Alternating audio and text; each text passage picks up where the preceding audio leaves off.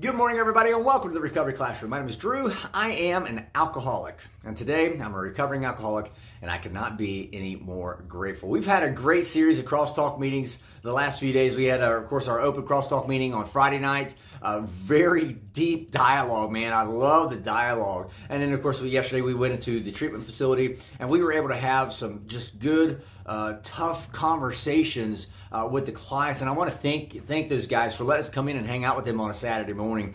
I promise you this, we tell them this all the time, you guys are keeping us sober, but we are learning just as much, if not more, than what you guys are learning. And truth be told, really, I go back to you guys are keeping us sober. So thank you guys, and thank you to everyone who attends the crosstalk meetings. Just a huge success. One of the topics we talked about actually last week, and then we kind of alluded to it going into Friday and Saturday night, but I think it's poignant. Let me start here.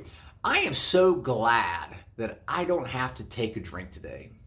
I'm so glad I woke up just a little bit ago not thinking about where's my booze. Where can I get my drink today? Where can I get my alcohol today? Because I remember, trust me, I remember full well what it was like as the second I would open my eyes, my first thoughts were going, where's my booze at? Do I have enough? What time does the liquor store open? Do I have enough to get me through the rest of the day? How much can I drink? How much do I have to drink? And will it be enough to get a good buzz going on? Because I'm still hungover. I remember that, and it wasn't too long ago, just a little over 3 years ago. Every day I woke up, my first thought was, where's my booze? How much booze do I have? Do I have enough to get me at least to the point where I can get to the store?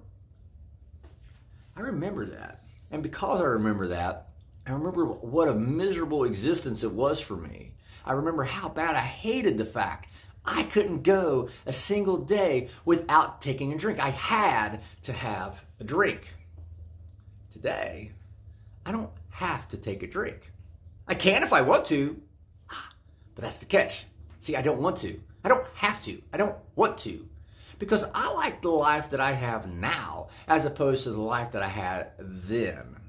I like the things, even the ups and downs. I like the emotional roller coaster. As hard as that is to say and as crazy as that sounds, I do like the emotional roller coaster because at least I can experience the ups, the downs, the good, the bad, the indifferent.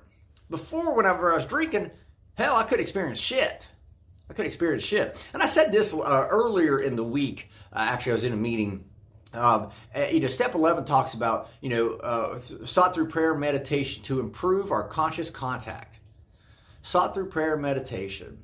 See, I'm able now to just sit and be still and just think. Or like whenever I go run, I love running, and usually when I'm running, I'm letting all the squirrels, I'm dealing with those emotions. I'm processing those emotions that I'm feeling, right?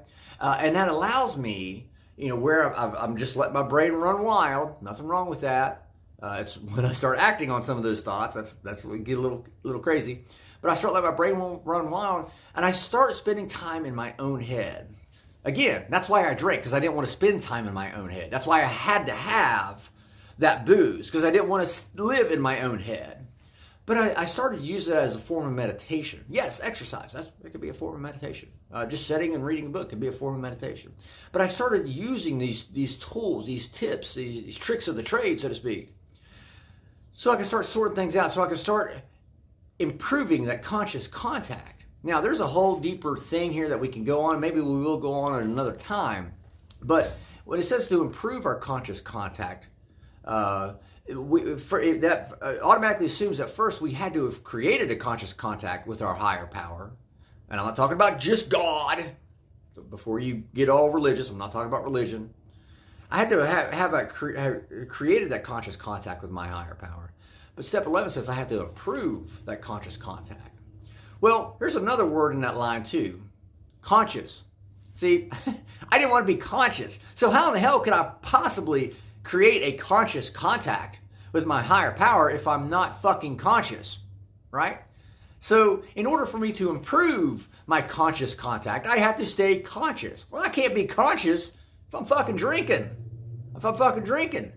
And so you bring this full circle. I woke up to force myself back into unconsciousness. I woke up just to knock myself back out, just to make myself pass back out. And I'm so glad today that I don't have to do that. I get to wake up rather than coming to. I get to go home and go to sleep rather than passing out. I get to experience all the ups and downs, the good, the bad, the in-between, the emotional roller coaster that does seem to get a little crazy at times. I get to experience it all rather than just remaining in an unconscious state or a partially conscious state and missing everything.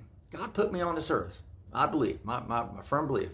My higher power, whom I choose to call God, he put me on this earth to experience life and to experience life to its fullest. Now that I'm sober, hell, I can do just that. So, with that being said, I'll let you guys go. Thank you guys for letting me come in and share 5 to 10 minutes of your day with you. You guys absolutely keep me sober, and I cannot be any more appreciative. If there's a topic you'd like to hear discussed on these morning monologues, feel free to reach out to me directly, Drew, D-R-E-W, at recoveryclassroom.org. Take a look at it, see what we can do. You can also reach out to us and find us on Facebook. Like and share these videos on Facebook, on Twitter, on Instagram, the whole ball of wax. You can also check out our website, recoveryclassroom.org, to find out more information about how we're trying to help communicate that message of hope, healing, and restoration. We'll be talking again soon. Remember, guys, you can't get drunk if you don't take that first drink.